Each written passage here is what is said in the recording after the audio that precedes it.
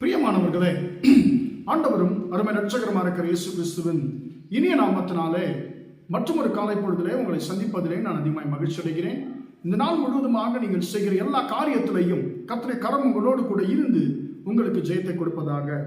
அன்பானவர்களே, உபாகமத்தின் புஸ்தகம் 5ஆம் அதிகாரம் 10ஆம் வசனம் இப்படியாக சொல்லுகிறது: என்னிடத்தில் அன்பு கூர்ந்து என் கட்டளைகளை கை கொள்ளுகிறவர்களுக்கோ 1000 தலைமுறை மட்டும் இரக்கம் செய்கிறவராய் இருக்கிறேன் என்று சொல்லி கர்த்தர் சொல்லுகிறார். எனக்கு அன்பானவர்களே, இந்த வசனம் என்ன சொல்லுகிறது என்று சொன்னால், கர்த்தருடைய இரக்கத்தை குறித்து நம்மோடு கூட இந்த வசனம் பேசுகிறது. அன்பானவர்களே, 9ஆம் வசனத்தை நாம் பார்க்கும் பொழுது, உன் தேவனாயிருக்கிற கர்த்தராகிய நான் எரிச்சலுள்ள தேவனாயிருந்து பிதாக்களுடைய அக்கிரமத்தை பிள்ளைகளிடத்தில் 3ஆம் 4ஆம் தலைமுறை மட்டும் விசாரிக்கிற தேவனாய் இருக்கிறேன் என்று சொல்லி ஆண்டவர் 9ஆம் வசனத்தில் சொல்லுகிறார். 10ஆம் வசனத்தில் ஆண்டவர் அவருடைய இரக்கத்தை குறித்து பேசுகிறார். அன்பானவர்களே, நம்முடைய ஆண்டவர் எந்த அளவுக்கு அவர் இரக்கமுள்ள தேவன் என்பதை இந்த 2 வசனங்கள் நமக்கு தெளிவாய் விளக்குகிறது.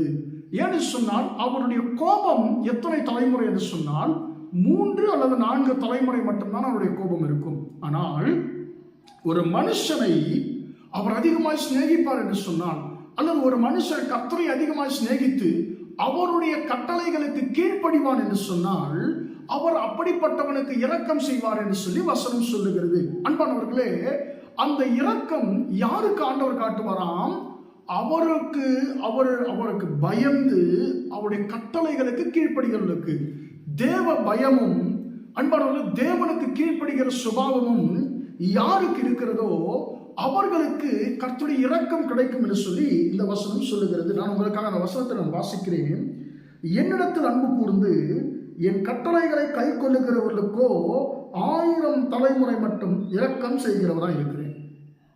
அன்பானவர்களே, அவருக்கு அன்பு கூர்ந்து அவருக்கு கீழ்ப்படுகிறவர்களுக்கு, அவருடைய வார்த்தைகளை கட்டளைகளை கை கொள்ளுகிறவர்களுக்கு ஆண்டவர் இரக்கம் செய்வாராம். அந்த இரக்கம் எத்தனை தலைமுறையாம்? 1000 தலைமுறை. அன்பானவர்களே, நீங்கள் ஒருவேளை கர்த்தருக்கு பயந்து அவருக்கு கீழ்ப்படின்னு சொன்னால், உங்கள் நிமித்தமாக உங்களுக்கு பின்பாக வரும் 1000 தலைமுறையினருக்கு கர்த்தர் உங்கள் ஒருவர் நிமித்தமாக இரக்கம் பாராட்டுவார் என்று சொல்லி இந்த வசனம் சொல்லுகிறது. அன்பானவர்களே, நம்முடைய ஆண்டவர் எவ்வளவு நல்ல ஆண்டவர் இல்லைங்களா? அன்பானவர்களே, நம்ம எல்லாருமே நீங்க நினைப்பாங்க, பெற்றோர் எல்லா பெற்றோருமே நீங்க கேட்கும்போது உங்களுக்கு ஆசை என்ன ஆசை சொல்லுங்க என்று சொல்லி நான் பார்க்கும்போது, எனக்குன்னு எந்த ஆசையும் இல்லை, என்னுடைய பிள்ளைகள் நன்றாக இருக்க வேண்டும், என்னுடைய சந்ததிகள் நன்றாக இருக்க வேண்டும் என்று சொல்லி தான் நாம் யோசிப்போம். அன்பானவர்களே, உங்கள் பிள்ளைகள் நன்றாக இருக்க வேண்டும் என்று சொல்லி நீங்கள் நினைப்பீர்கள் என்று சொன்னால், அன்பானவர்களே, நீங்களும் நானும் சொத்து சேர்க்கிறத விட மிக முக்கியமான ஒரு எளிய ஒரு வழி இருக்குங்க. என்ன தெரியுமா? கர்த்தரிடத்தில் அன்பு கூர்ந்து இயேசுவை நேசித்து அவருடைய வார்த்தைகளை நீங்களும் நானும் கை கொண்டால், அவருடைய வார்த்தைகளுக்கு கீழ்ப்படிந்தால் போதும், இந்த வேதத்தின்படி நீங்களும் நானும் நடந்தால் போதும், இது நம்முடைய பிள்ளைகளுக்கு 1000 தலைமுறையினருக்கு நமக்கு பின்பாக வருகிற நம்முடைய 1000 தலைமுறையினருக்கு நாம் சொத்து சேர்த்து வைப்பதற்கு சமம் என்று சொல்லி இந்த வசனம் சொல்லுகிறது. எனவே எனக்கு அன்பானவர்களே, இந்த 2 விஷயங்களை நம்முடைய வாழ்க்கையிலே நாம் தொடர்ந்து பின்பற்றுவோமாக. கர்த்தரிடத்திலே அன்பு கூறுதலும் அவருடைய கட்டளைகள் கீழ்ப்படிதலும் நம்முடைய வாழ்க்கையில் இருக்கும் என்று சொன்னால், கர்த்தருடைய இரக்கம் உங்களுக்கும் எனக்கும் 1000 தலைமுறை மட்டும் அந்த இரக்கம் இருக்கும் என்று சொல்லி வசனம் சொல்லுகிறது. அன்பானவர்களே, தாவீது என்கிற மனுஷன் நமக்கு தெரியும். தாவீது அவர் மேய்ப்பனாய் இருந்தார், கர்த்தரிடத்தில் அவர் அன்பு கூர்ந்தார், கர்த்தருடைய கட்டளைகளுக்கு அவர் கீழ்ப்படிந்தார், அந்த கட்டளைகளை கை கொண்டார். அது நிமித்தமாய் கர்த்தருடைய இரக்கம் அவருக்கு கிடைத்தது.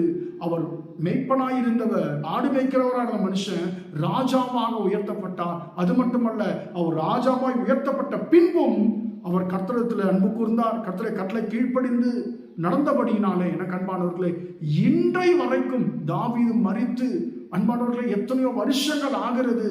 அன்பானவர், தாவீது மரித்து 4000 வருஷங்கள் ஆகிறது.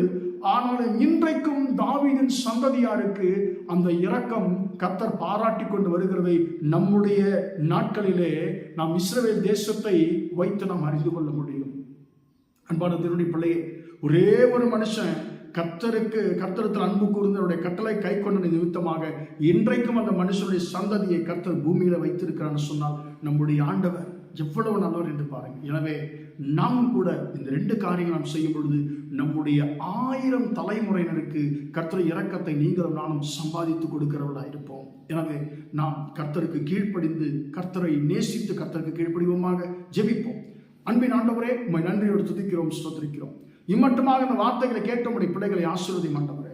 என்னிடத்தில் அன்பு கூர்ந்து என் கட்டளைகளை கை கொள்கிறவர்களுக்கோ நான் 1000 தலைமுறை மட்டும் நான் இரக்கம் செய்கிறவராக இருக்கிறேன் என்று சொல்லி நீ சொல்லியிருக்கிறீர். இயேசுவின் நாமத்தினாலே ஆண்டவரே, எங்கள் பிள்ளைகளுக்கு நாங்கள் சொத்து சேர்ப்பதை விட ஆண்டவரே, அப்பா உண்மை ஆண்டவரே, உம்மிடத்தில் அன்பு கூர்ந்து உம்முடைய வார்த்தைகளை நாங்கள் கை கொள்ளும் பொழுது ஆண்டவரே, அந்த நிமித்தமாய் எங்கள் ஆண்டவரே சந்ததியினர் 1000 தலைமுறை என்று ஆண்டவரே அப்பா ஸ்தோத்திரம், உம்முடைய இரக்கத்தை நாங்கள் சம்பாதித்து கொடுப்போமே தகப்பனே. எனவே எங்கள் வாழ்க்கையிலே நாங்கள் உம்மிடத்தில் அன்பு கூறுகிறவர்களாயும் உம்முடைய கட்டளைகளை கைக்கொள்ளுகளாம் இருக்கக்கூடிய அந்த கிருபையை ஆண்டவரே எங்கள் ஒவ்வொருவருக்கும் கொடுத்து இந்த நாள் முழுதுமாக ஆண்டவரே உம்முடைய பிள்ளைகள் செய்கிற எல்லா காரியத்திலையும் உம்முடைய கரம் கூட இருந்து ஜெயத்தை கொடுக்கட்டும் என்று இயேசுவின் நாமத்தில் ஒப்பு கொடுத்து ஜெபிக்கிறேன் ஜீவனோடு நல்ல பிதாவே.